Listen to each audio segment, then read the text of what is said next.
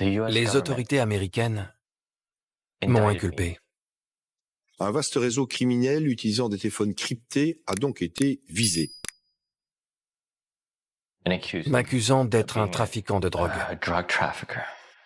Sky Sissi, soupçonné de fournir intentionnellement des téléphones cryptés au milieu criminel. Un dealer.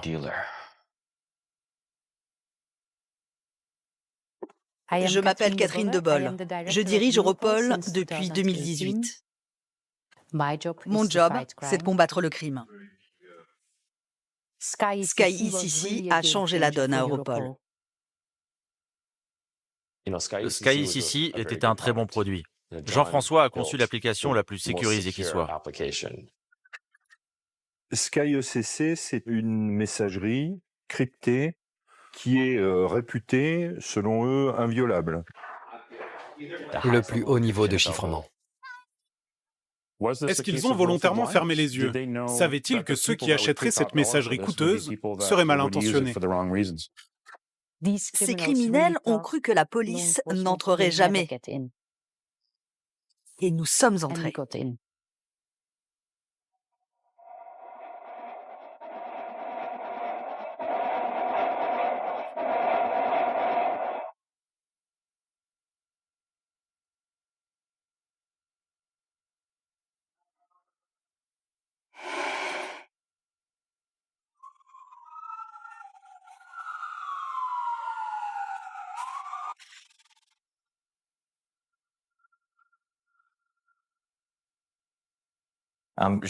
Je suis Jean-François, PDG de Sky Global. On a bâti une entreprise incroyable. C'était bien plus qu'une entreprise. C'était une famille. Ce n'est pas tout le monde qui a le privilège de travailler en étroite collaboration avec ses parents. Je ne considère pas ma mère et mon père comme des collègues. C'est papa et maman.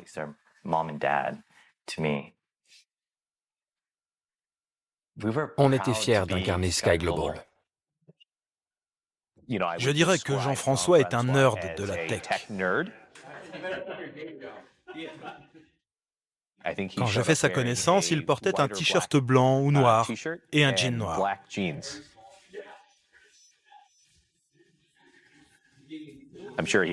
Il doit en avoir plusieurs de rechange, mais à chaque fois, il est habillé comme ça.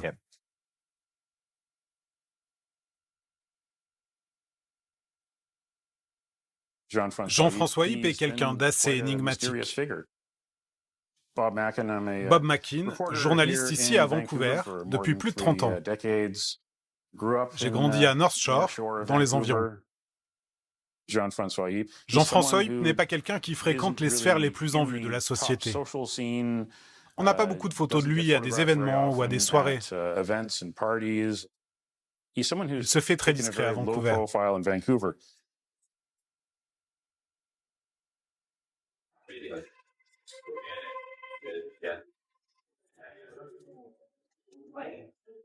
Je regarde où? Ici? Oui, je serai là et je ne bougerai pas.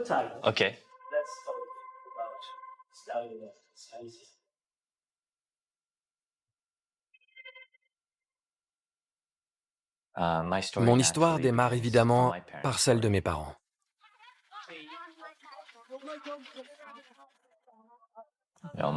Ils ont été persécutés par les Khmers rouges au Cambodge. C'était un régime communiste qui a fait énormément de mal. Des millions de victimes. Mes parents ont perdu beaucoup. Ma mère, ses parents et ses frères et sœurs.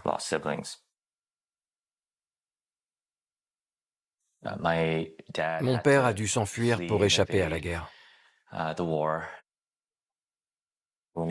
Ils ont émigré au Canada, où ils ont eu la chance d'être recueillis par des familles catholiques du Québec. Ils n'avaient absolument rien d'autre qu'eux-mêmes. C'est là que mes parents se sont rencontrés. Et c'est comme ça que je suis venu au monde.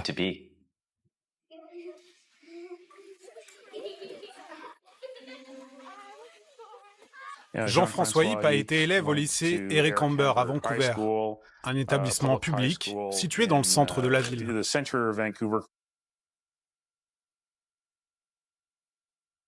Un quartier fréquenté par les classes moyennes à supérieures. On n'avait pas grand-chose, mais mes parents m'ont quand même inculqué des valeurs très importantes. J'ai notamment appris que je devais aider ma famille pour ne pas être un poids supplémentaire. Ma mère travaillait comme cuisinière. C'était le principal soutien de famille. Et mon père cherchait comment nous assurer un meilleur avenir.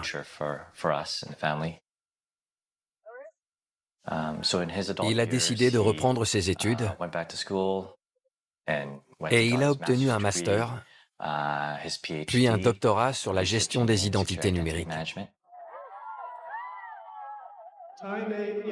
tout en travaillant comme gardien chez Costco. Il a ensuite tracé sa voie en tant qu'architecte système pour différentes agences gouvernementales. Il devait protéger des données sensibles grâce à des technologies de sécurité et de chiffrement.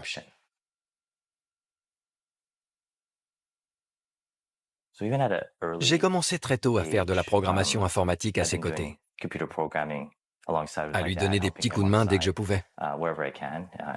Je suis sûr qu'il n'en avait pas besoin, mais il se débrouillait toujours pour me donner des petits défis à relever.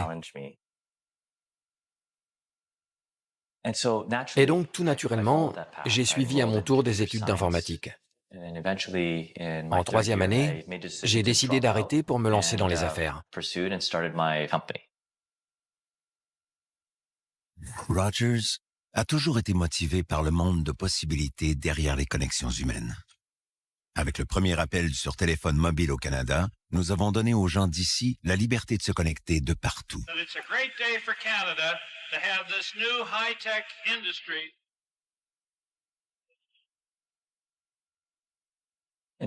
Au début des années 2000, j'ai fait mes premiers pas dans l'industrie des télécoms.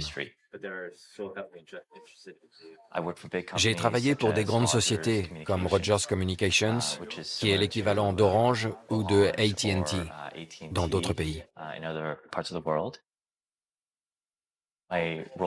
Je m'occupais des ventes chez Rogers. J'ai travaillé très dur, ce qui m'a permis de devenir l'un des tout meilleurs vendeurs du Canada. Jean-François Hipp a réussi à bâtir tout un réseau de points de vente et de boutiques dans différents centres commerciaux de la région de Vancouver et à fournir des abonnements en gros aux entreprises. C'était ça le profil de Jean-François Hipp avant l'affaire Sky.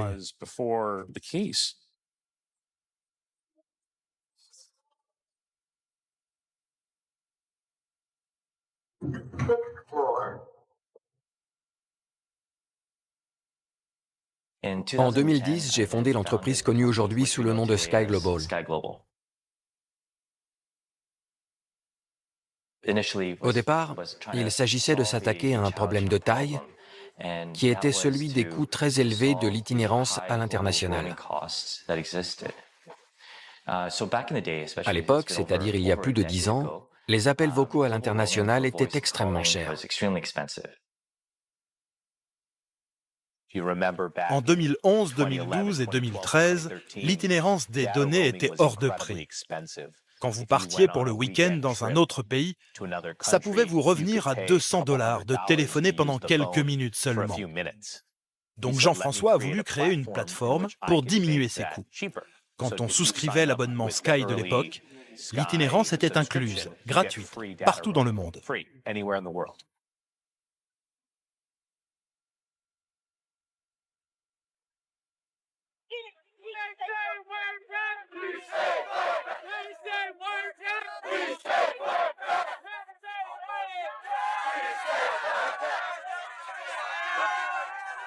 Je m'appelle Ed Snowden, j'ai 29 ans.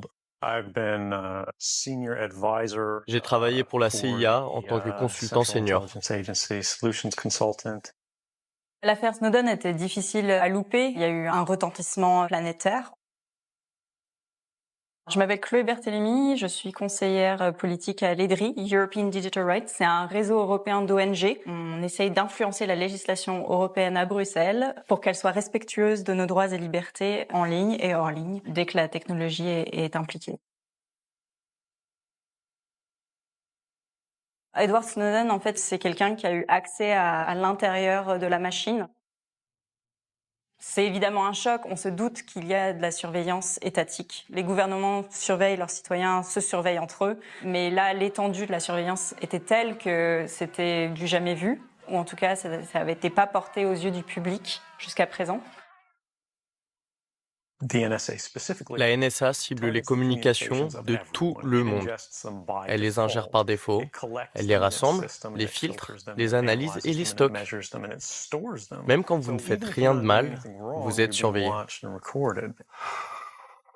Ça a été une onde de choc en fait dans nos milieux, au vu vraiment de l'échelle massive de la surveillance qu'impliquaient les programmes de la NSA et aussi la connivence entre les acteurs gouvernementaux et les entreprises privées.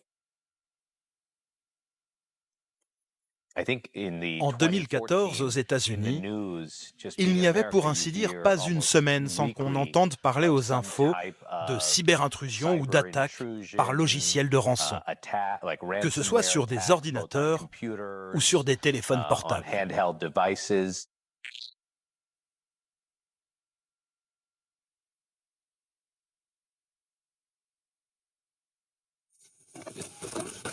Toute l'actu d'Internet avec Réseau. Move. Souvenez-vous de l'année 2014, la plus grande fuite de photos intimes de l'histoire, le Celebgate. Kirsten Dunst, Megan Good, Gabrielle Union et surtout Jennifer Lawrence, la star la plus bankable d'Hollywood à l'époque, qui se retrouve sur tous les écrans, les seins à l'air et fesses au vent. La méthode est rapidement révélée, Apple n'y est pour rien. Toutes ces stars ont reçu un faux email leur demandant de réinitialiser leur compte iTunes. Les pirates ont récupéré des mots de passe et se sont infiltrés dans les clouds de tout le monde. Ensuite, avec un simple logiciel, il suffit de déverrouiller tout le reste et aspirer des photos. L'iCloud a été hacké et des millions de photos sont devenues visibles en ligne. Des centaines de personnalités ont été touchées, certaines de tout premier plan. C'était vraiment une atteinte à leur sécurité et à leur vie privée, parce qu'il s'agissait de photos très intimes. C'était très perturbant, cette absence de protocole de respect de la vie privée. Pour moi, ça devenait clair qu'il y avait un problème en termes de sécurité numérique. Je pense que quand les gens disent « j'ai rien à cacher », c'est faux déjà. Il y a toujours quelque chose que les gens préfèrent garder pour eux. C'est aussi naturel que la raison pour laquelle vous mettez des rideaux à vos fenêtres. Et c'est comme ça qu'on a vu pulluler de plus en plus des applications, des messageries de communication privées, chiffrées, arriver sur nos téléphones. C'est notamment WhatsApp qui offre le chiffrement de bout en bout, tout comme Signal, qui permet aussi aux utilisateurs d'échanger des messages chiffrés. Et donc, en fait, à cette même époque, on a d'autres acteurs, d'autres startups qui arrivent sur le marché également et qui proposent des solutions encore un peu plus sécurisées. SkyECC en fait partie. SkyECC a ouvert la voie. Elle a été l'une des premières messageries chiffrées de bout en bout et, selon moi, l'une des plus efficaces du marché.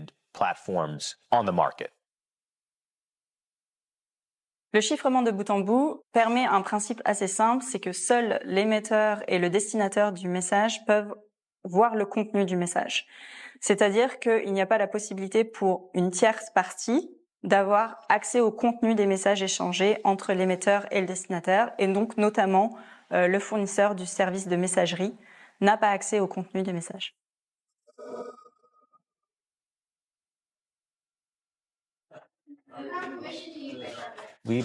On a développé une technologie qui redonnait le pouvoir aux utilisateurs, qui le remettait entre leurs mains. Le produit a été baptisé SkyECC. Il appartenait à Sky Global. Il avait le plus haut niveau de chiffrement. Jean-François a travaillé avec des programmeurs, dont son père, et il a créé la technologie de SkyECC. À l'époque, elle était la plateforme de communication chiffrée la plus robuste au monde. Elle était impossible à pirater. Mon père est un génie. Il fait des choses que je serais incapable de faire. Il a contribué à développer une nouvelle technologie en matière de données et de sécurité. Le produit SkyECC a permis à ses utilisateurs de récupérer le contrôle sur leurs données, sur leurs communications, sur leurs fichiers, sur leurs photos et sur leurs dispositifs de stockage. Pour moi, c'est comme ça que le monde doit tourner. Chers clients, ce guide de l'utilisateur est conçu pour vous aider à tirer le meilleur parti de SkyECC. Nous avons adopté la philosophie « zéro confiance », conduisant à la création de plusieurs couches de sécurité. Notre application éteint le Bluetooth et la caméra faciale pour protéger le téléphone contre des intrusions. Elle prévoit un code secret pour effacer en urgence tous les contenus. Pour l'activer, insérez la carte SIM vendue séparément et pour 200 € par mois. Elle dirige toutes vos communications sur un réseau protégé. Notre application dispose d'un mode furtif. Sur l'écran d'accueil, si vous le souhaitez, elle prendra l'apparence d'une calculatrice.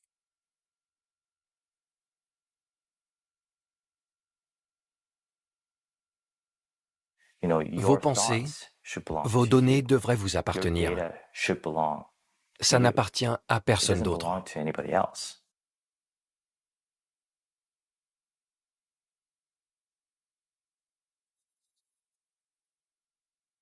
Je m'appelle Catherine Debol.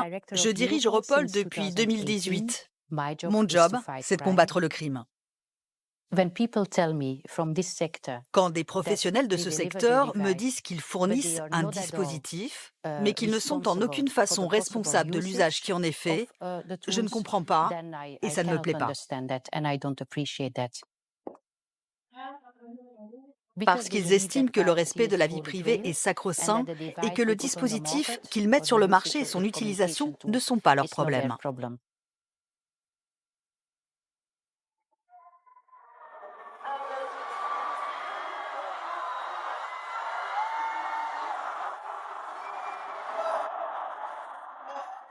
Tout le monde utilisait ce produit. Des stars, des avocats, des experts comptables. Il n'y avait aucune restriction sur l'accès au dispositif. On le proposait à tous les secteurs, juridiques, privés, universitaires, militaires et même à des célébrités. You have the right to privacy. At our current pace, we create 2.5 quintillion bytes of data each day. Communications aren't secure. Your privacy can be compromised at any time. SkyECC is the most secure messaging platform you could buy.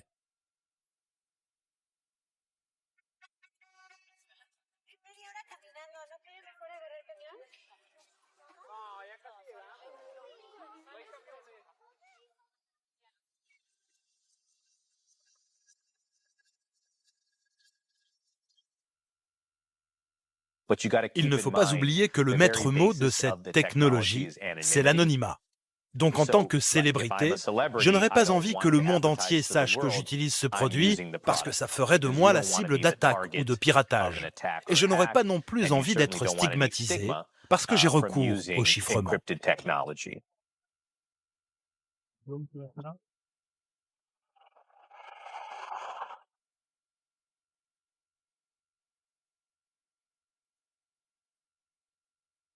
Je m'appelle Robbie Cressman et je travaille depuis 20 ans pour nos alliés.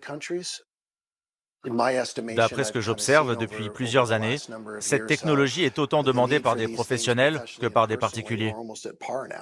La réalité, c'est qu'on vit dans un monde où les données sont sans cesse détournées. J'ai travaillé 6 ans pour le FBI en tant qu'instructeur en tactique de défense dans leur plus grand centre d'entraînement aux interventions. Et je suis très fier d'avoir collaboré avec l'état-major des forces spéciales canadiennes.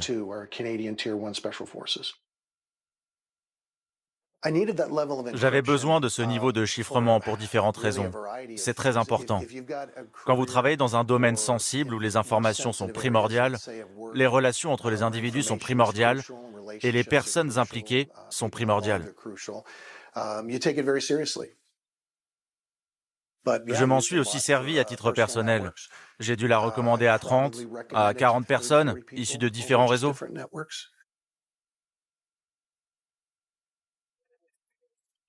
Ils sont passés par des distributeurs qu'ils ont contactés à différents niveaux. L'un de leurs ex-employés m'a dit qu'ils en avaient en Afrique du Sud et aux Pays-Bas, par exemple. Et que de temps en temps, ces distributeurs se rendaient au siège social à Vancouver pour assister à des réunions. Parfois même, ils venaient accompagnés de clients. Donc, grâce à leur politique de vente et à leurs différents responsables, ils ont réussi à distribuer leurs produits un peu partout dans le monde.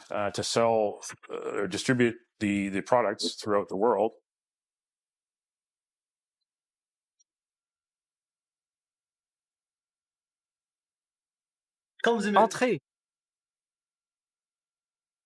Je m'appelle Ali et je travaille ici comme vendeur de téléphones portables. Qu'est-ce qu'il vous faudrait? Un iPhone 14? Ok, je vais me le noter. Et si je reçois quelque chose ces jours-ci, je vous appelle, si vous voulez. Il y a quelques années, un client est venu parce qu'il voulait acheter un iPhone classique. Et là, j'ai vu qu'il jouait avec le sien. Et je lui ai demandé, c'est quoi? Il m'a répondu, c'est Skype. Il est entré dans l'application en utilisant une calculatrice. Ça m'a impressionné. J'ai voulu savoir de quoi il s'agissait. Et comme je suis fan de nouveautés techniques, j'ai tout de suite accroché. C'est grâce à ce client que j'ai découvert l'univers Sky.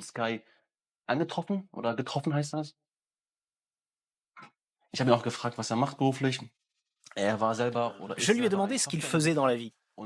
Il était développeur de logiciels. Et il se trouve qu'il y avait eu des taupes dans son entreprise qui avaient vendu ou divulgué certaines données à la concurrence. Il avait donc voulu s'attaquer au problème. Et c'est comme ça qu'il avait équipé sa société avec la messagerie Sky ECC.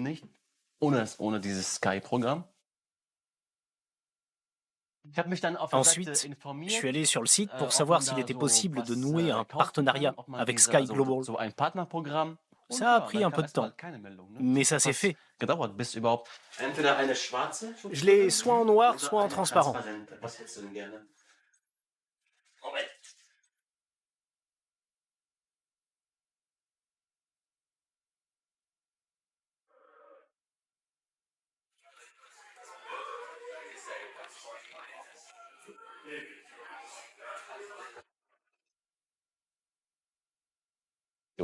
Ça a été une période vraiment magique.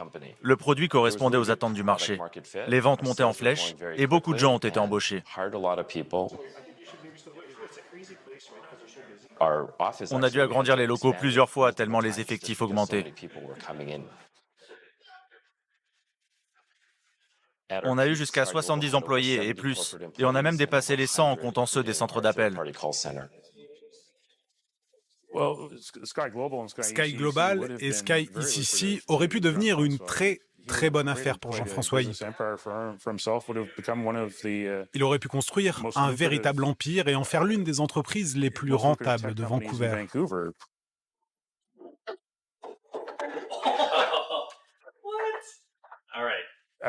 C'est ce que j'ai constaté au vu des opérations immobilières qu'il a réalisées, et notamment de la maison qu'il a achetée dans le quartier de British Properties, à l'ouest de Vancouver. Il avait un peu d'argent, oui.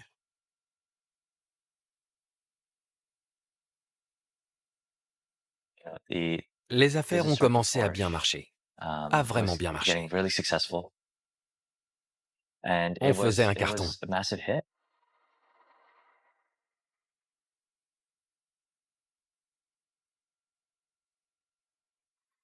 Bonsoir, mesdames et messieurs. Alors oui, encore une fusillade aux États-Unis. Cette fois, ça se passe à San Bernardino, près de Los Angeles.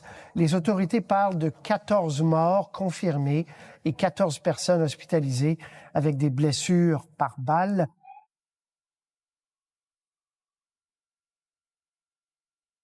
We still have one of those killer's phones that we have not been able to open.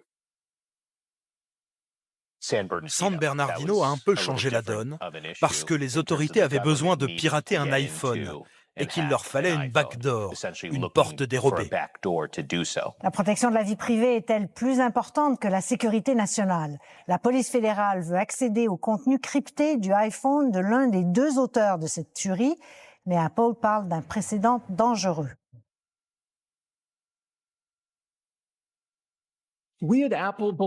Chez Apple, nous estimons que la protection de la vie privée est un droit humain fondamental.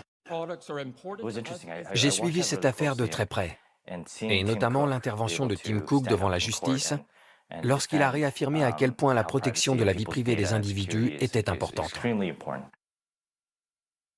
Apple n'a jamais accepté de fournir de portes dérobées pour l'iPhone, si bien que les autorités américaines ont dû avoir recours à des tiers pour le déverrouiller. Ça a vraiment marqué un tournant. Il ne peut pas y avoir de porte dérobée dans un logiciel, parce qu'elle ne peut pas être réservée aux gens bien. N'importe quelle personne mal intentionnée pourrait s'en servir. Pour nous, l'absence de backdoor est indispensable et le chiffrement obligatoire. C'est un débat très intéressant, parce que la défense de la vie privée et de la sécurité de chacun est un combat très solitaire. C'est quelque chose que je défends, mais je me sens seul à le faire. Le chiffrement est au cœur des activités des terroristes depuis 2 ans. Après l'affaire Snowden, ils ont évolué. Ils se sont adaptés pour contourner nos moyens de surveillance. Je défends ardemment le chiffrement robuste parce que nous avons besoin de sécurité sur Internet. Mais je défends également, ainsi que nous tous ici, la sécurité publique. Or, ces deux valeurs qui nous sont chères sont incompatibles.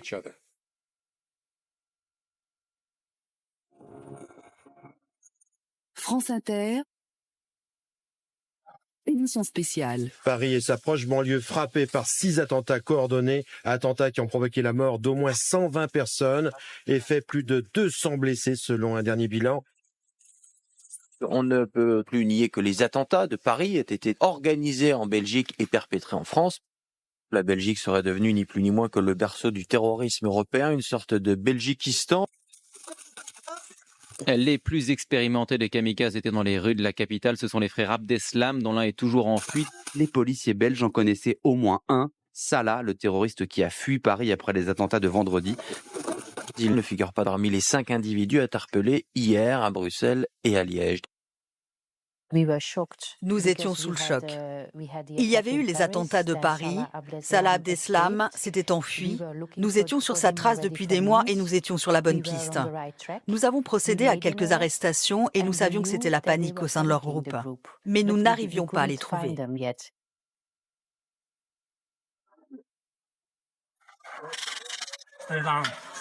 Ce que nous redoutions s'est réalisé. Notre pays et nos concitoyens ont été frappés par des attentats. L'enquête a montré qu'il y avait eu des échanges via un cloud grâce auquel ils préparaient l'attaque de Bruxelles, qui n'a pas pu être anticipée. Bonjour Catherine Debol, vous êtes commissaire générale de la police fédérale, c'est vous le numéro 1 de la police. Oui, la Belgique fortement critiquée dans cette enquête, la police notamment, surtout quand il se dit qu'on aurait pu laisser passer Salah Abdeslam entre les mailles du filet. Alors comment vous ressentez ces critiques? Ça me fait mal. Mauvais suivi de l'information, inadmissible pour le MR. On doit donc subir les critiques. Un exemple de priorité absolue? S'investir dans les nouvelles technologies, par exemple. Les procureurs de 4 pays, France, Belgique, Espagne, Maroc, ceux qui incarnent la lutte antiterroriste réunis à Paris. Les procureurs antiterroristes souhaitent unir leurs voix pour alerter les plus hautes autorités nationales et internationales ainsi que les sociétés concernées, par le problème du chiffrement des communications et du verrouillage des dernières générations de téléphones, tablettes et ordinateurs. C'est très dur. Quand vous dirigez une agence et que des attaques terroristes sont perpétrées à 2 endroits dans votre pays, avec beaucoup de morts à la clé, c'est compliqué à accepter parce que vous avez failli mettre la main sur eux, mais vous êtes arrivé trop tard.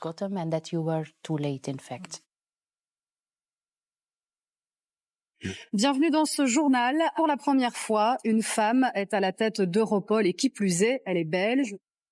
Depuis quelques semaines, Catherine Debol a pris les rênes de cette agence européenne qui lutte contre la criminalité et le terrorisme.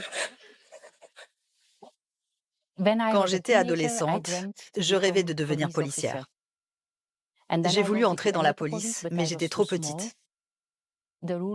Il fallait mesurer au moins 1,67 m et je ne faisais que 1,63 m.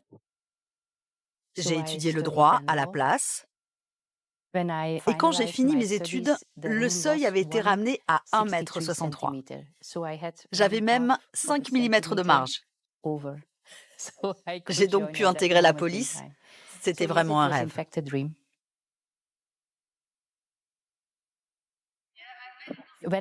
Lorsque j'ai pris mes fonctions ici en 2018, j'avais 2 grandes ambitions. 1, faire collaborer les polices entre elles. Et 2, développer le volet technologique. Comment nous, en tant que force de l'ordre, nous pouvons nous servir de la technologie, mais aussi comment le grand banditisme s'en sert de son côté. Donc oui, je suis convaincue que mes expériences passées m'aident pour l'avenir.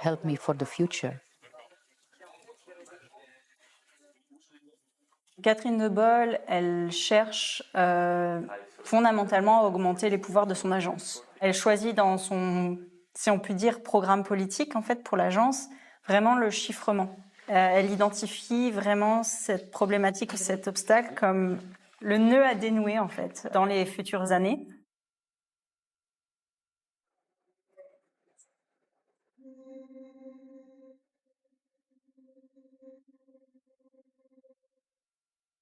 Je me souviens très bien de la première fois que quelqu'un m'a parlé de SkyUCC. C'était un collègue qui était responsable d'un gros département.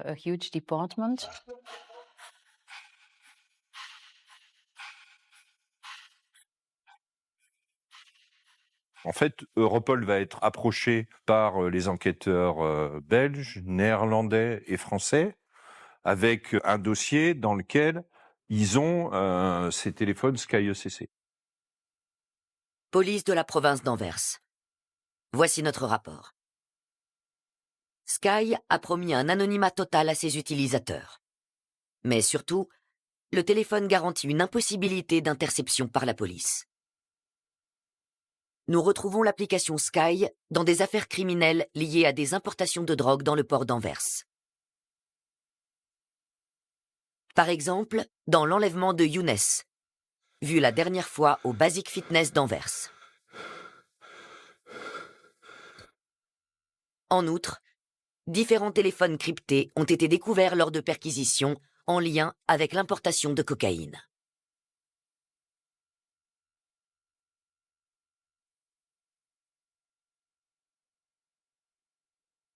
Un des techniciens de l'Institut de recherche criminelle de la Gendarmerie nationale m'explique qu'est-ce que c'est que ces messageries cryptées, comment elles sont installées sur des téléphones qui ont été saisis chez certains délinquants. Et donc, on fait le lien sur le fait que ça peut servir en fait aux criminels à communiquer sur un plan qui est mondial.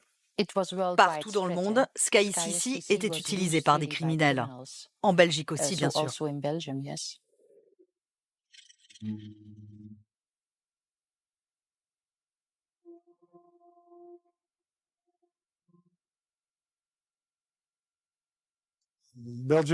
La Belgique a constitué l'épicentre de la lutte contre SkyUCC, c'est certain.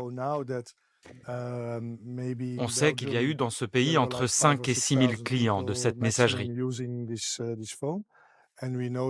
Et on sait qu'à cette époque, il y avait en tout 170 000 utilisateurs. On sait aussi qu'il n'y en avait que quelques centaines en France. Donc ce n'était pas un réel problème là-bas.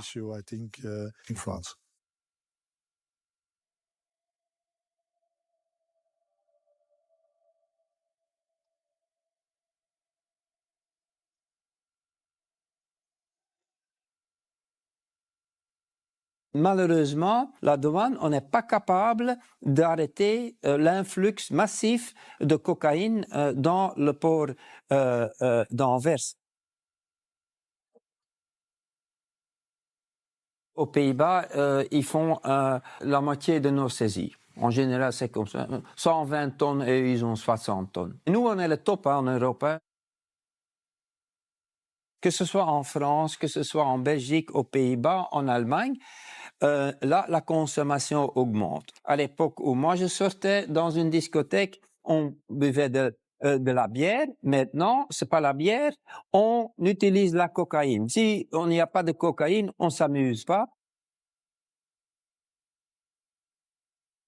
Le territoire du port d'Anvers, c'est aussi énorme, hein.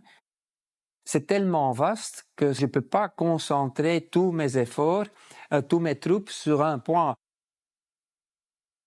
Le port d'Anvers est, disons, plus facile à manipuler par les criminels que d'autres.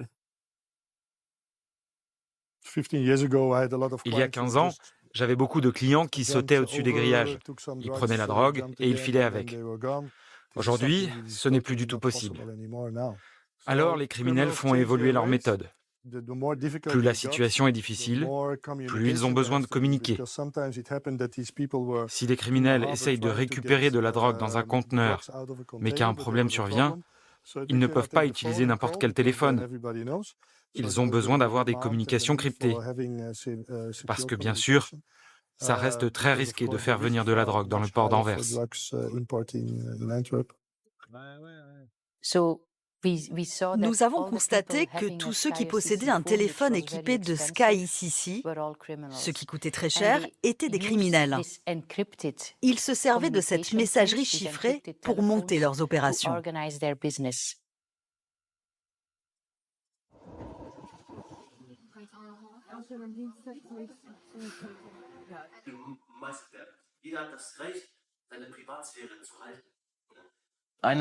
Quelqu'un m'a appelé. Je ne peux pas venir, faites le déplacement. J'ai répondu, ok, mais commandez-moi plusieurs appareils. Et lui a répondu, c'est ce que j'avais prévu de faire, 3 ou 4 appareils d'un seul coup. Je suis allé sur place et j'ai été extrêmement bien accueilli. Des femmes étaient présentes. Il y avait une énorme table de 10 mètres de long, recouverte de plats arabes, de toutes les couleurs.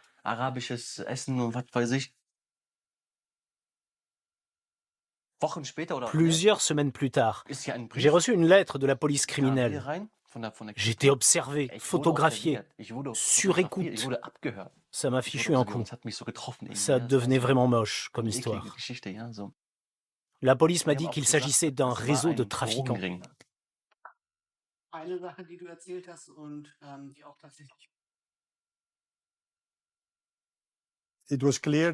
À l'époque, beaucoup de policiers ressentaient une grande frustration. Lorsqu'ils saisissaient un téléphone, il était vide ou verrouillé.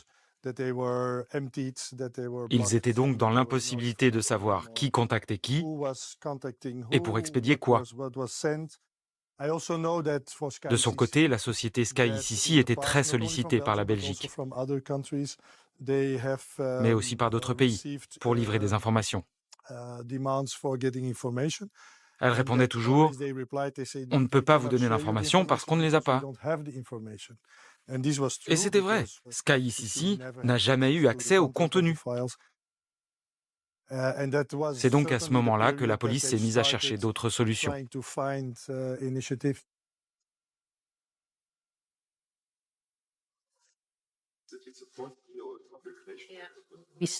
Nous avons commencé à réfléchir à la façon de remédier au problème sur le plan juridique et sur le plan technique.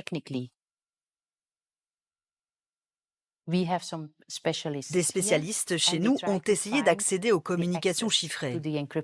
Ils ont essayé de les décrypter, d'entrer dans le système et d'écouter tout ce qui s'échangeait sur la messagerie. La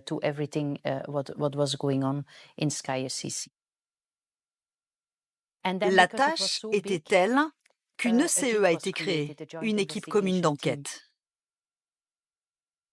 Différents pays, différents enquêteurs et différents juges ont travaillé main dans la main avec Europol.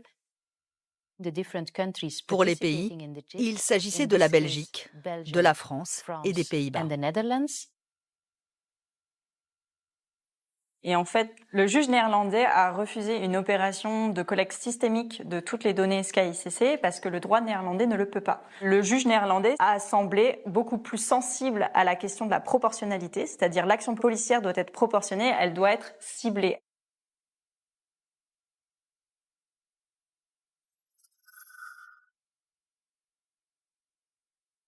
Tribunal d'Amsterdam. Voici nos observations.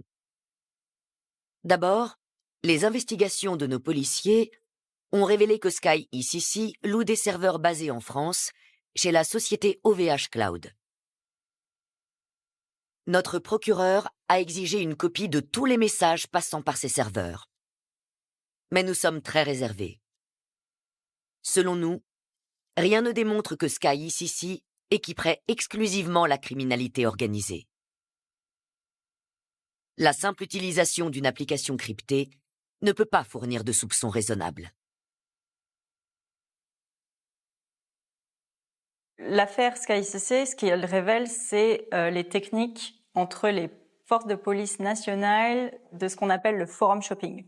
C'est-à-dire rechercher qui parmi les forces de police ont des conditions les plus favorables pour mettre en place certaines opérations. Qui, dans l'équipe commune d'enquête, donc parmi les forces de police en présence, est le plus à même de mener à bien certaines opérations.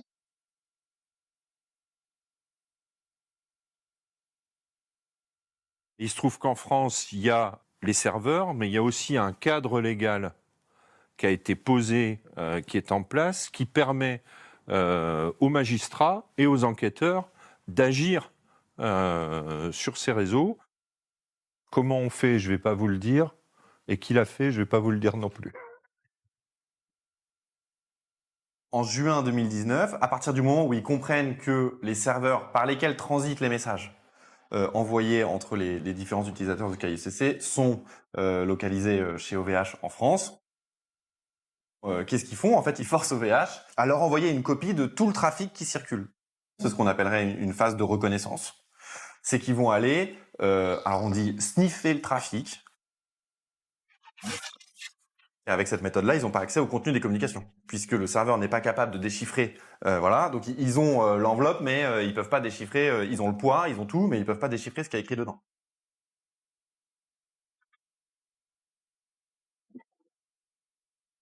En tant que défenseur des droits numériques, pour nous, ça relève de la surveillance de masse. Dans le cas de SkyCC, la police n'avait aucune idée de l'identité de ces 170 000 utilisateurs et utilisatrices. Ils ont juste lancé un filet de pêche et récupéré toutes les données. Et donc, c'est traiter tout le monde par défaut comme des suspects, comme des potentiels criminels.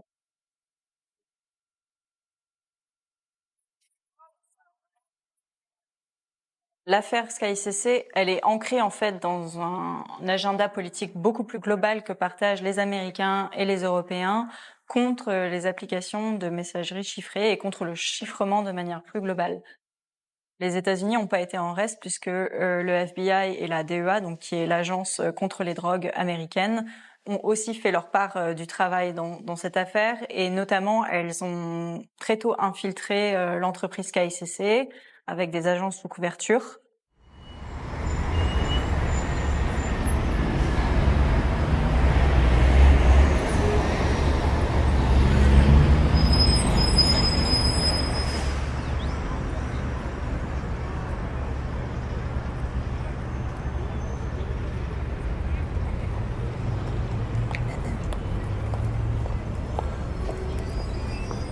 Je m'appelle Andrew Young.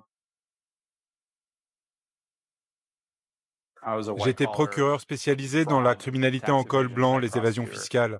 Je me suis retrouvé dans cette affaire grâce à mes relations avec certains membres du FBI qui travaillaient à la brigade de lutte contre le crime organisé, ici, à San Diego. On a été en contact assez tôt avec des gens très discrets dans différents pays qui nous ont aidés à monter l'opération. On leur disait, on essaie de faire ceci, on a besoin de votre aide pour cela, pouvez-vous nous aider? Et ces réunions se déroulaient à Europol.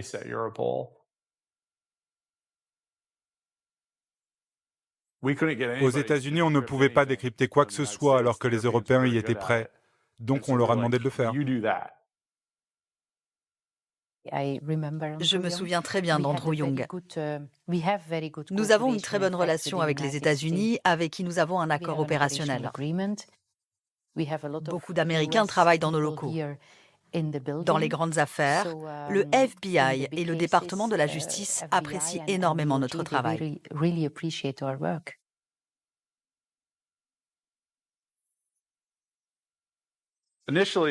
Au début, le plan était de monter des dossiers contre la société Sky et de la poursuivre s'il y avait des preuves. Des preuves montrant que les dirigeants savaient et voulaient que leurs appareils soient utilisés par des criminels pour commettre des délits. À ce moment-là, on les poursuivrait. La loi américaine le permet.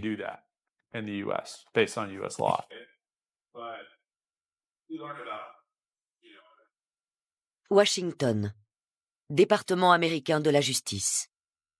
Courrier aux autorités centrales du Royaume de Belgique. Au regard de la sensibilité de nos investigations, veuillez garder cette demande confidentielle. Merci de permettre au procureur Andrew Young d'accéder aux investigations belges. Nous requérons votre assistance. Les États-Unis mènent une enquête séparée et parallèle à la vôtre sur Sky Global, sur ses distributeurs et ses revendeurs.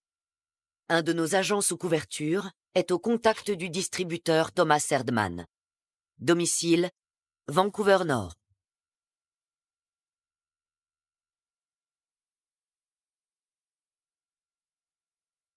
I'm really excited.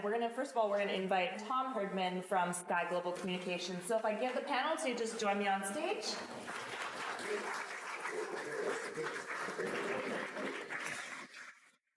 I work for Sky Global Communications. It doesn't have anything to do with cryptocurrency itself, but it is a cryptography company. So we deal with military-grade encrypted devices for messaging and communication. I'm Victor. I'm a tech founder in Vancouver, Je m'appelle Victor, je travaille dans la tech à Vancouver, au Canada. Et je suis un ami de Thomas et sa famille. J'ai brièvement été en contact avec Sky concernant le Bitcoin et les crypto-monnaies. J'ai rencontré Thomas dans leur bureau. Il n'était qu'un revendeur qui vendait à d'autres revendeurs par le biais d'une autre société. Il n'était même pas le plus gros revendeur, ce que je trouvais bizarre. Je dirais qu'il était peut-être le 5e ou le 4e plus gros revendeur, un truc comme ça.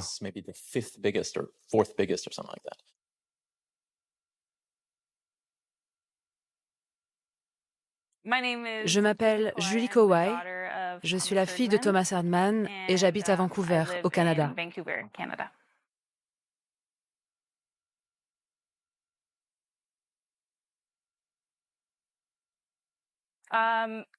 Il est en France, à Paris. Il est incarcéré depuis 3 ans environ. On ignore pourquoi il est en prison. Il n'y a pas eu de procès. Mon père ne comprend absolument pas ce qui lui arrive. Je lui parle environ 3 fois par semaine. Il m'appelle sur mon portable. Bon, il faut que je vous raconte comment tout ça est arrivé. On est en octobre 2019.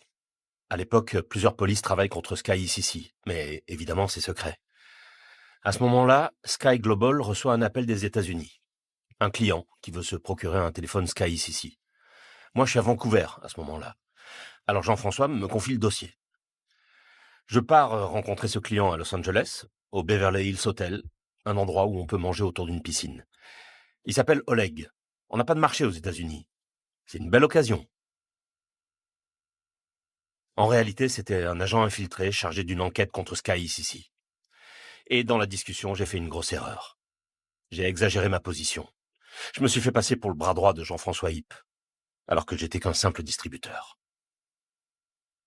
Ce Oleg semblait pas très intéressé par l'achat de téléphone. On a par la suite évoqué des transactions de fonds, d'argent liquide contre des bitcoins. À aucun moment, on n'a parlé de blanchiment d'argent ou d'autre chose.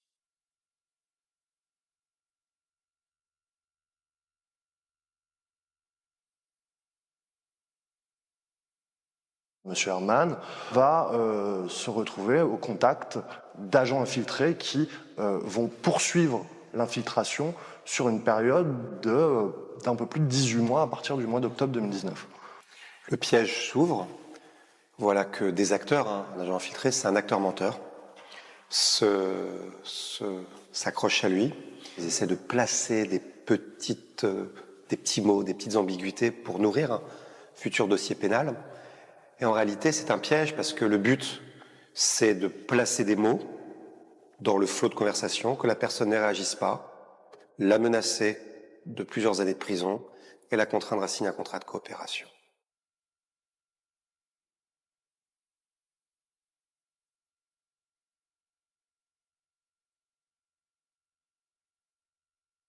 Le déchiffrement a eu lieu en février 2021. Nous avons réussi à déchiffrer les messages, à entrer dans le système et à écouter tout ce qui se passait sur Sky ici. Le déchiffrement est une tâche compliquée. Il faut chercher les vulnérabilités du système, savoir qui sont les utilisateurs.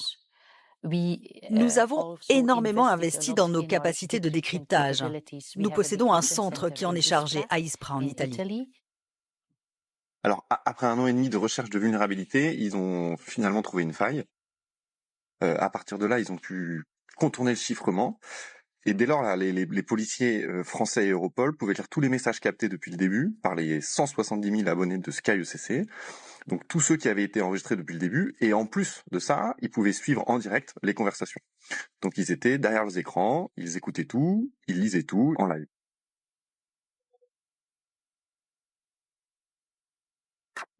Nous les avons suivis en direct pendant près d'1 mois. C'était une période incroyable. Ces criminels ont cru que la police n'entrerait jamais. Et nous sommes entrés. Un collègue néerlandais a dit que c'était comme si nous étions à la table des criminels. Et c'était le cas.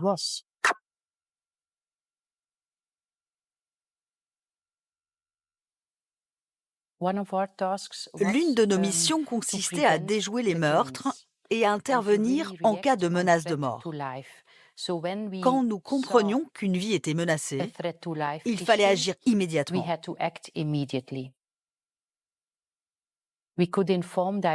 Nous pouvions prévenir directement les autorités du pays où le meurtre devait avoir lieu sans leur dire d'où venait l'information, parce qu'il y avait un embargo sur les enquêtes à cette période.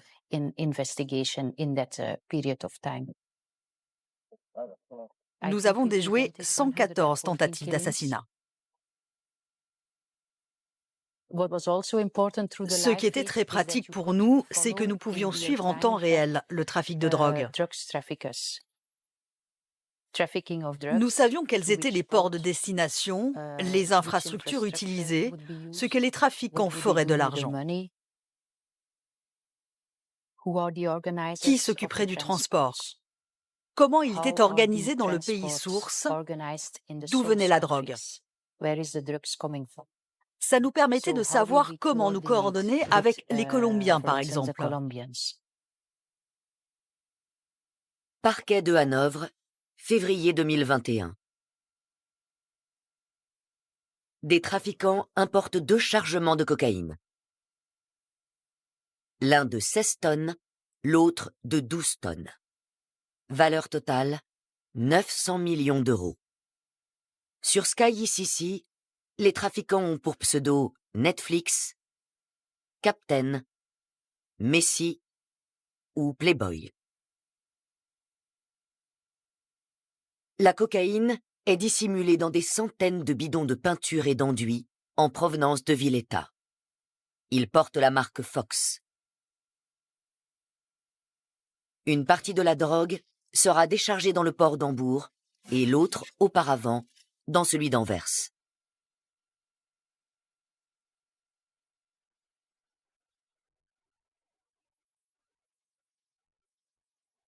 En février 21, on a eu le saisie le plus important de la douane belge. C'était 11,5 tonnes de cocaïne dans un conteneur du jamais vu en Europe et dans le monde. Et là, l'origine était le Sky ICC.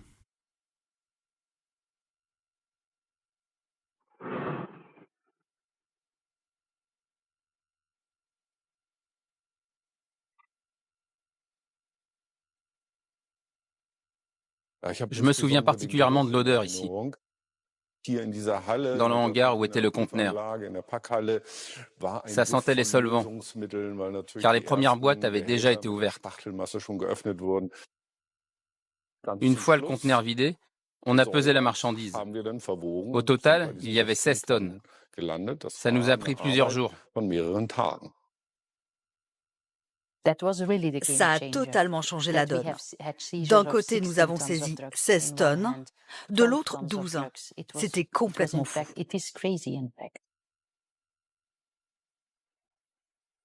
Parquet de Hanovre. Suite de notre enquête. L'individu Anton Deis s'est efforcé d'organiser le transbordement des marchandises. Anton Deis est un revendeur de Sky ICC, travaillant pour un important distributeur canadien. Ce distributeur compte aussi de nombreux revendeurs cités dans des affaires criminelles en Serbie.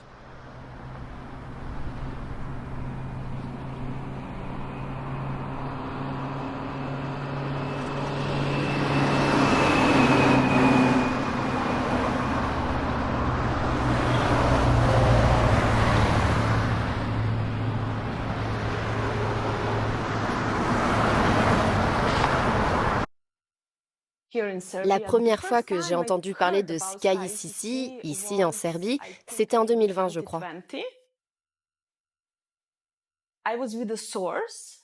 J'étais avec une source qui m'a dit « Vous savez ce que les criminels utilisent aujourd'hui ? Les téléphones Sky. »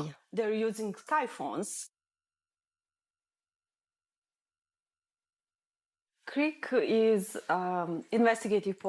est un site d'investigation serbe. Notre travail consiste à enquêter sur le crime organisé et la corruption.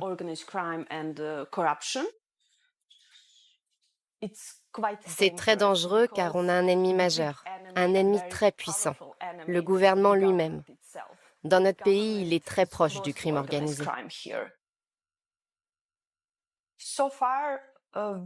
Jusqu'ici, il n'y a aucune enquête concernant des personnes du gouvernement ou de la police en rapport avec Sky ICC. Mais on sait que certaines personnes l'ont utilisé, au ministère de l'Intérieur notamment.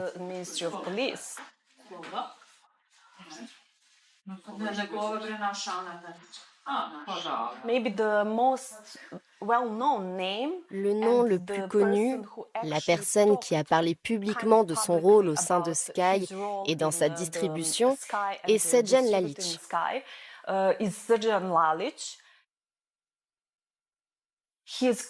Il est actuellement jugé ici en Serbie pour son appartenance à une organisation criminelle appelée Principi.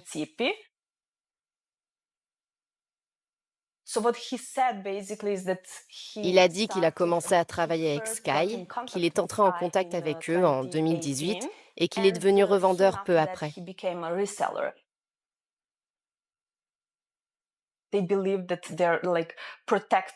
Ils pensent être protégés en utilisant Sky. Du coup, ils s'envoyaient des photos de meurtres, des photos de leurs victimes. En gros, ils s'envoyaient des photos et des vidéos d'eux tuant des gens.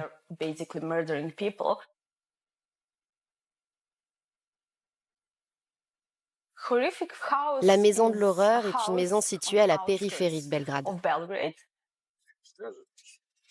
C'est la route pour le village de Ritopek.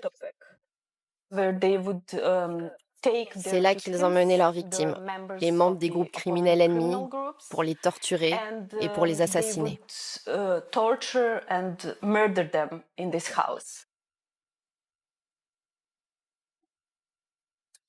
Voilà, c'est là, la maison de l'horreur. En gros, ils kidnappaient des types et les amenaient ici. Les types ne savaient pas ce qui se passait. Une fois entrés, ils ne ressortaient plus. Ils les torturaient et les forçaient à déverrouiller leur portable Sky pour entrer en contact avec d'autres utilisateurs, leur donner rendez-vous, les kidnapper et les emmener dans cette maison.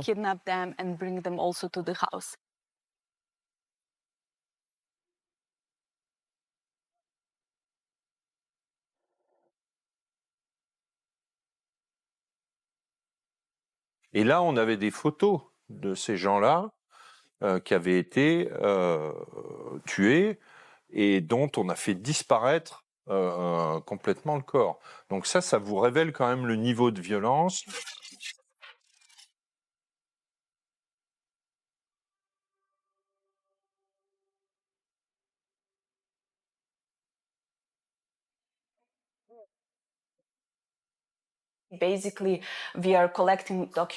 Ce qu'on fait, c'est qu'on collecte des documents, on les passe au crible, on les analyse et on essaie de comprendre les schémas et les liens entre les utilisateurs de Sky, mais aussi qui sont les personnes impliquées dans la distribution de l'appareil, comme les revendeurs, les agents et les distributeurs.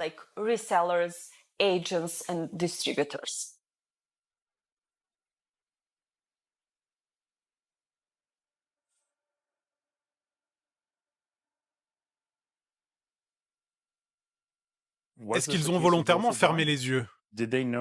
Est-ce qu'ils savaient, grâce à leurs études de marché et à leur business plan, que ceux qui achèteraient cette messagerie seraient mal intentionnés?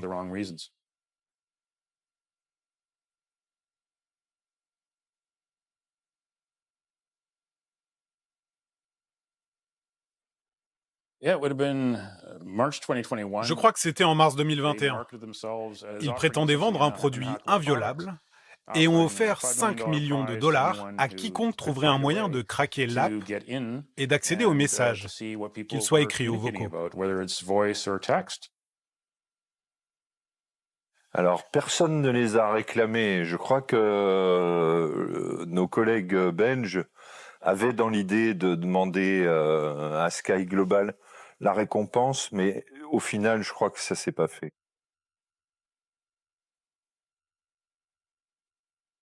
Bonjour à tous et merci de vous informer avec la RTBF. C'est donc une opération de police sans précédent qui a été lancée ce matin avec de nombreuses perquisitions, notamment en province d'Anvers. Il est question de crime organisé et de trafic de drogue. Ce matin, dans un dossier du parquet fédéral, plus de 200 perquisitions ont été menées et 48 personnes ont été privées de liberté et emmenées pour audition.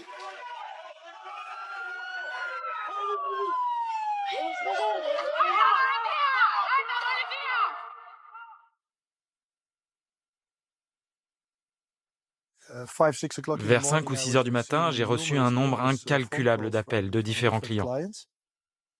Elle concerne une organisation criminelle soupçonnée de fournir intentionnellement des téléphones cryptés au milieu criminel. 25 ou 30 de mes clients, peut-être même plus, étaient chez eux et ils ont vu la police débarquer à leur porte.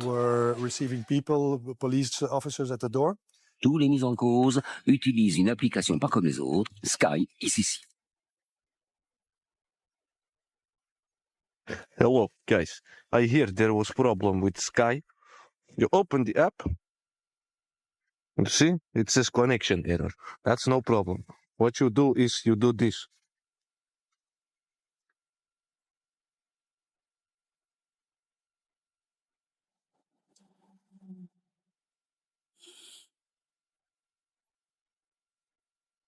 On estime que dans Sky ECC, on a saisi à peu près 1 milliard de messages. Alors 1 milliard, ça dit pas grand-chose. Alors on donne parfois un indicateur. Hein. Si un message égale 1 seconde, 1 milliard de messages, c'est 32 ans. On travaille plus du bas vers le haut, mais on travaille du haut vers le bas. C'est-à-dire qu'on a une vue pyramidale sur ce qui se passe. Ceux qui avaient ces téléphones étaient toujours plutôt haut dans la hiérarchie. On a une vue top-down, comme on dit, qui est beaucoup plus valable.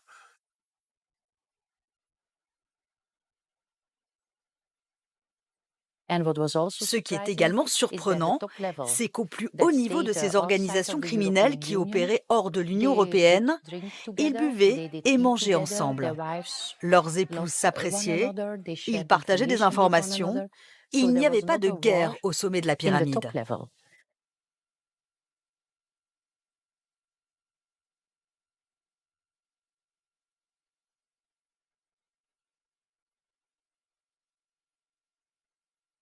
J'ai 4 douaniers qui ont été emprisonnés. Et là, évidemment, le Sky ICC nous a aidés à bien comprendre comment ils approchent nos gens. Ils arrivent à un certain moment qu'ils ont autant d'argent à payer des douaniers, des policiers, des politiciens et des avocats qui peuvent facilement gagner 100 000, 200 000 euros.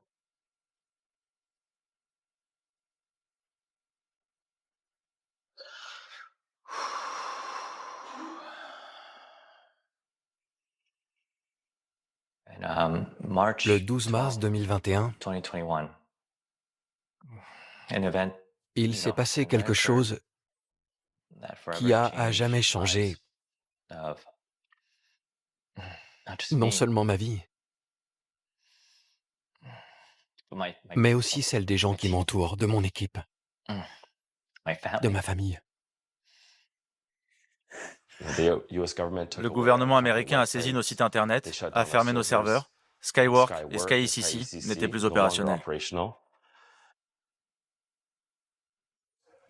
J'étais sous le choc, en colère.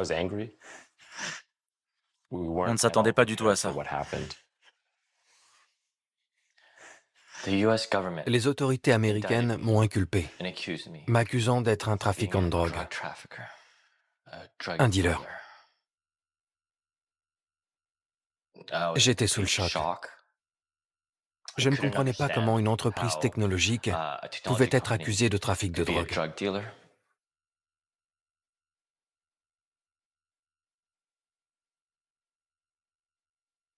Parlons maintenant de votre travail pour Sky Global. Comment vous avez rencontré Jean-François Hipp?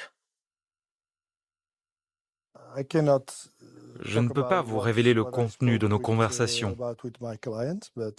mais ce que je sais et ce que je peux vous dire, c'est que Jean-François ignorait totalement ce qui se passait avec son application ici.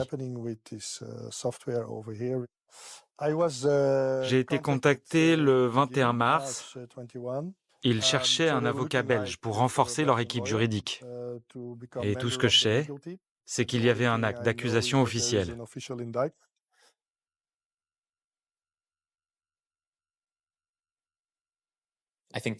L'acte d'accusation mentionnait le fondateur de Sky et Thomas, personne d'autre.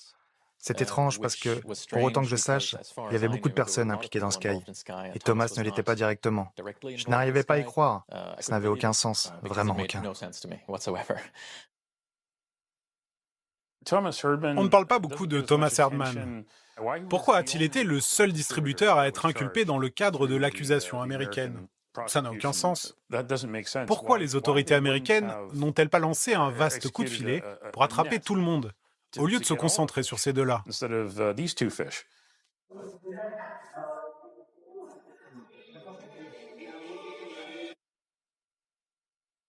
Je vais vous dire ce qui est arrivé. À partir de mars 2021, les comptes rendus des agents américains sous couverture ont été envoyés à la justice française. Et ils m'ont fait passer pour quelqu'un d'important dans l'organigramme de Sky ICC. Ils ont dit aux Français que j'avais effectué des transactions financières suspectes avec ce fameux Oleg, le type sous couverture. De l'argent liquide contre des bitcoins. Alors je suis venu en Europe pour m'expliquer, discuter de tout ça avec des procureurs. Ce qui est assez clair, c'est que lorsque les Américains émettent l'acte d'accusation, il n'y a pas de fiche Interpol. Thomas Erdmann reste libre de voyager. Et là, le piège se referme. Il y a un mandat d'arrêt européen qui est émis par la France et qui considère Thomas Erdmann comme étant un homme en fuite. La blague. On est début juin. On est 3 juin 2021. Je pense que Tom est le seul sur lequel ils ont réussi à mettre la main. Il est juste un maillon. Il croupit en prison depuis 3 ans, sans avoir été jugé, pour justifier cette grande enquête qui n'en finit plus.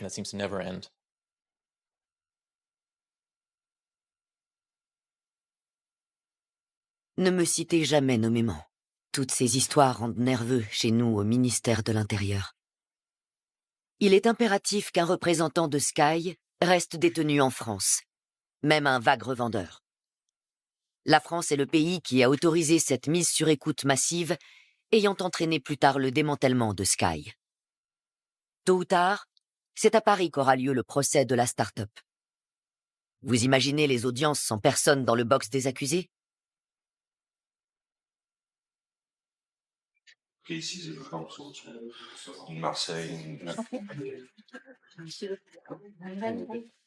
Ce sera Thomas Erdmann, qui par ailleurs savait que des criminels utilisaient cette messagerie.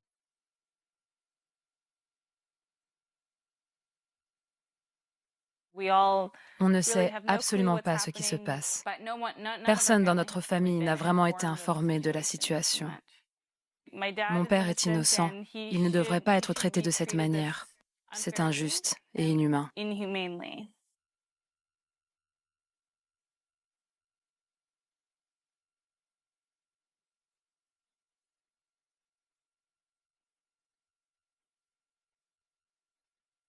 Jean-François Hipp n'a fait l'objet d'aucune procédure d'extradition. C'est étrangement calme. Pourquoi ?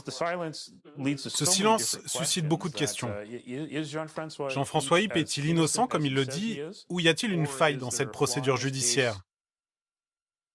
Cette question mérite une réponse. Il a aussi fait la une des journaux locaux avec l'ouverture du restaurant de sushi Hello Nori sur Robson Street.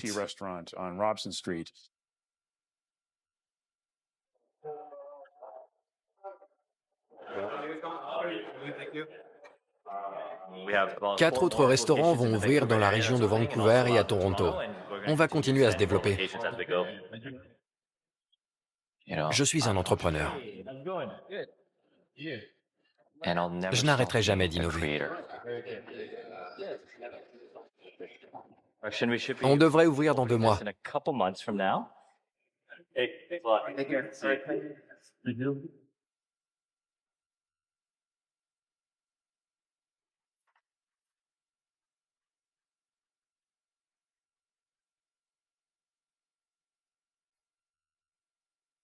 Ma technologie n'a jamais été fabriquée, conçue ou destinée à un usage criminel. J'aimerais vraiment pouvoir donner plus de détails sur le sujet. Mais mes avocats m'ont donné des consignes au vu de la situation avec les États-Unis. Il y a des règles qui m'empêchent d'en dire davantage. Ce que je peux vous dire, c'est que... Désolé, je suis stressé. J'aimerais bien la refaire. Ouais.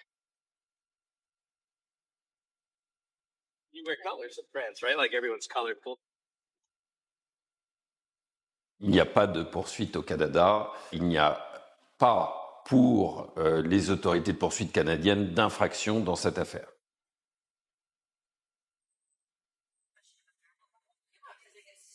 Ce que nous pouvons vous dire, c'est qu'il n'y a eu aucune perquisition des locaux de Sky, aucun disque dur saisi des ordinateurs de l'entreprise depuis 2021. Nous remercions le Canada de ne pas s'être laissé bercer par la thèse qui, semble-t-il, viendrait peut-être d'Europol, de 100% des utilisateurs sont des criminels.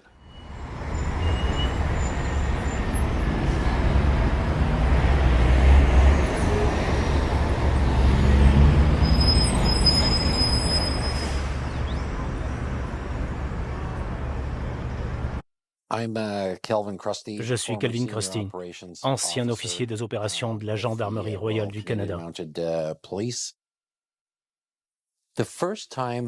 Si je me souviens bien, la première fois que des téléphones chiffrés, des BlackBerry, ont été utilisés par des organisations criminelles à Vancouver, au Canada, c'était vers 2007 ou 2008. Ensuite, de nombreuses autres sociétés de chiffrement sont apparues sur le marché pour fournir principalement des organisations criminelles transnationales et des escrocs dans cette région.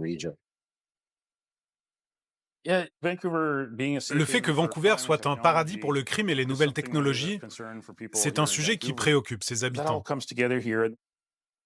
Au fil des ans, on a été témoin d'une explosion d'innovations, comme la pornographie en ligne, les paris en ligne et bien d'autres dérives. Des opportunistes ont profité de la prolifération de ces sites et plus récemment de l'explosion des crypto-monnaies. C'est le cas de Sky Global et Sky ECC. Et c'est quelque chose dont le milieu des affaires de Vancouver n'est pas très fier. Et nos gouvernements ont toujours 1, 2, 3, voire 10 pas de retard.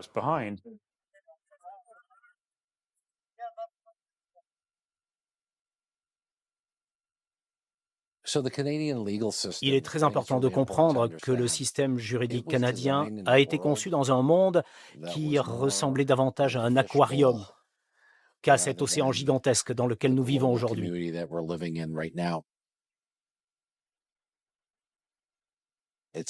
C'est comme si le système entier était contaminé par un virus. Alors, quand il s'agit de sociétés de chiffrement comme Sky, personne ne pouvait ignorer que ces applications étaient utilisées par un grand nombre de criminels pour des activités illicites. Tous les criminels étaient au courant. Et pour moi, il est impensable qu'un PDG qui a manifestement l'intelligence et les compétences nécessaires pour développer une telle société n'ait pas eu l'intelligence et les compétences pour savoir ce qui se passait réellement. Le Canada était en quelque sorte le point névralgique de ce genre de choses. C'est la Silicon Valley des communications chiffrées.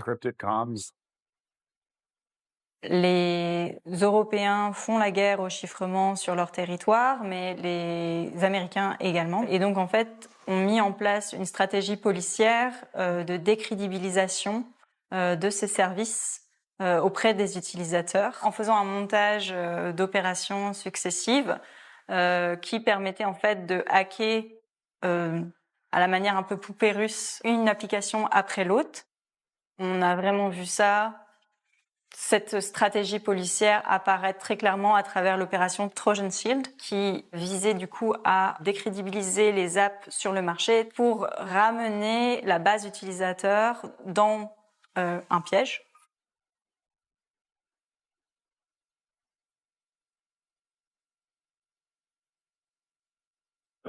C'est là que s'est présentée l'idée de créer notre propre société et de poursuivre dans cette voie.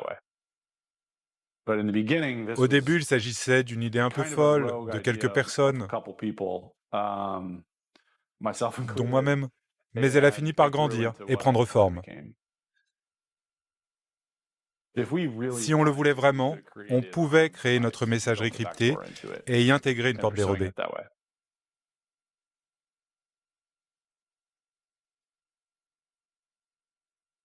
On était tous dans les forces de l'ordre et aucun d'entre nous n'avait jamais créé d'entreprise. Donc on a copié ce que faisaient les autres. Un pot de miel, comme on appelle, qui a été designé par le FBI principalement et qui consistait en fait à mettre sur le marché une application comme les autres qui a l'air d'être comme ses concurrents, mais qui en fait a été de toutes pièces montée par le FBI elle-même et contrôlée par le FBI. Et cette application s'appelait Anom.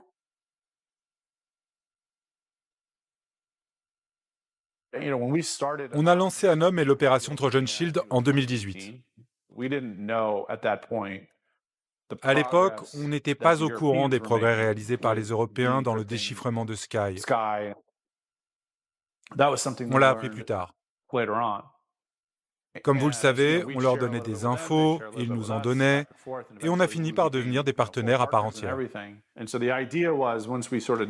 L'idée était qu'une fois qu'on aurait connaissance de la façon dont les choses allaient se dérouler, on démantèlerait ces sociétés, tout le monde migrerait vers Anom, puis on fermerait Anom, et on annoncerait à tout le monde que c'était une invention du FBI.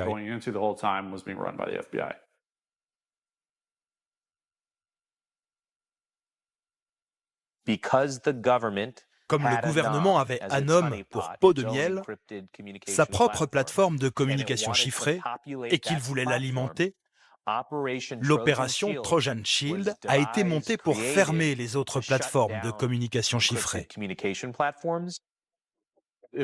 Si les criminels apprenaient que la plateforme était mise sur écoute, ils arrêteraient de l'utiliser. Ce serait la mort de cette plateforme et il leur faudra en trouver une autre.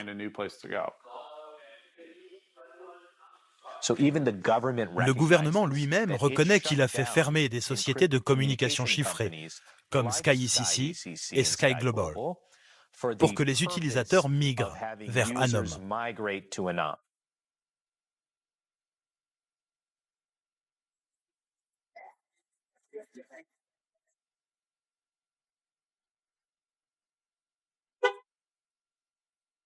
On a utilisé plusieurs moyens pour mettre Anom entre les mains de ces personnes.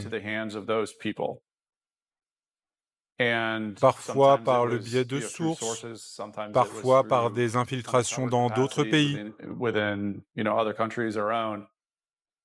On a copié ce que Sky faisait. Ils se servaient de gens influents pour commercialiser leurs produits.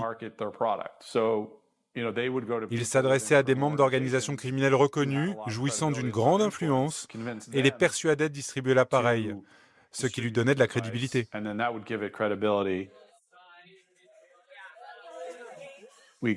Pour qu'ils distribuent l'appareil, on a exploité une des grandes motivations du genre humain, la cupidité, et ça a fonctionné.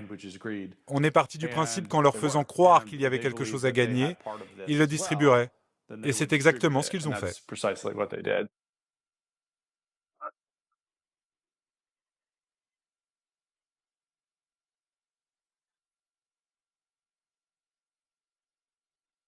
Trojan Shield, c'est quelque chose d'assez énigmatique dans la procédure française. La question va être très claire. Pour une fausse entreprise, un pot de miel comme Anom, il faut des rabatteurs qui travaillent pour la police. Est-ce que ces rabatteurs de la solution Anom ont-ils également rabattu des criminels dans la solution Sky? Et est-ce qu'on a boosté artificiellement la clientèle criminelle dans la solution Sky par le truchement des autorités policières? For the first time, the FBI developed and operated its own hardened encrypted device company called Anom, A-N-O-M. And when FBI indicted Sky Global CEO, indicted Sky Global CEO in March of this year, the demand for Anom among criminal groups exploded. L'objectif principal de l'opération Trojan Shield a été atteint. La réputation du chiffrement comme moyen de communication fiable et sûr a été entachée. On voulait que ces gens soient réduits à retourner dans la rue pour se parler entre eux sur un bout de trottoir en mettant la main devant leur bouche.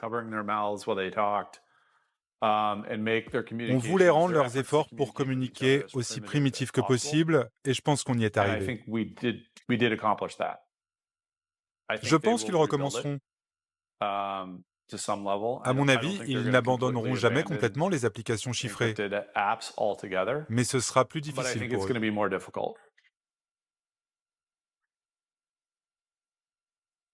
Le cas SkyECC, en fait, représente et symboliquement, en fait, un agenda des forces de police, de la communauté policière en Europe, plus large contre le chiffrement.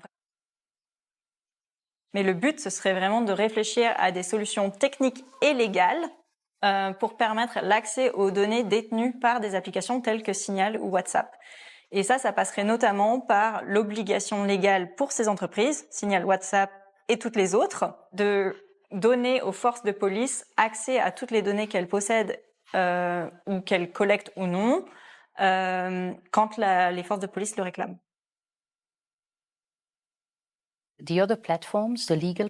Les autres plateformes, les plateformes légales, sont utilisées par tout le monde, par des gens lambda comme vous et moi, mais aussi par des criminels. Et quand il y a des problèmes avec ces plateformes et que nous obtenons une décision de justice pour y accéder légalement, nous voulons, en tant qu'autorité, avoir accès au contenu des messages. Selon moi, les fournisseurs d'hébergement en ligne devraient être obligés d'une manière ou d'une autre de nous fournir les informations dont nous avons besoin dans le cadre de nos enquêtes afin de nous permettre de faire notre travail de manière efficace. Personne ne demande une porte dérobée. Nous voulons une porte d'entrée.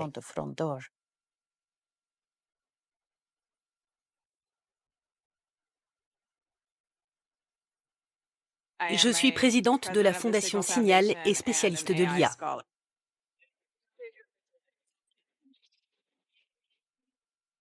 Signal utilise un chiffrement puissant de bout en bout pour protéger le contenu des messages.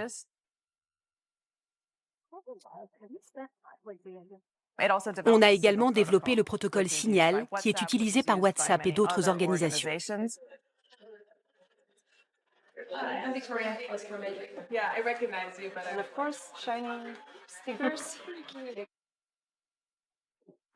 Je pense que la proposition donnant à l'Europe le pouvoir d'imposer la suppression du chiffrement de bout en bout et d'avoir accès aux communications de chacun représente un danger fondamental pour la vie privée. L'Europe représente le sanctuaire des droits de l'homme et elle s'est souvent opposée à des régimes autoritaires sur la base de ce principe. En faisant ça, elle autoriserait de facto tous les autres pays à adopter une législation similaire. Ça sonnerait le glas d'une véritable protection de la vie privée en ligne, qui n'existe pas qu'en ligne. La vie privée en ligne, c'est la vie privée tout court.